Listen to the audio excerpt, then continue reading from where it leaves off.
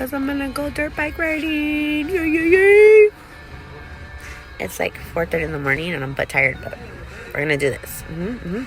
Stay tuned. So let me tell you, riding a dirt bike is actually not hard at all. It's super easy.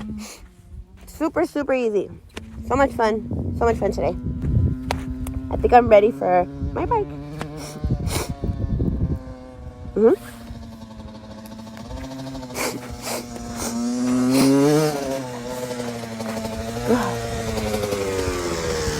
It's pretty good, huh?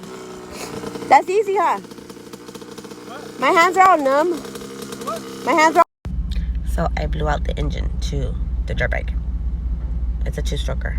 They're trying to make me feel better, but I blew it out.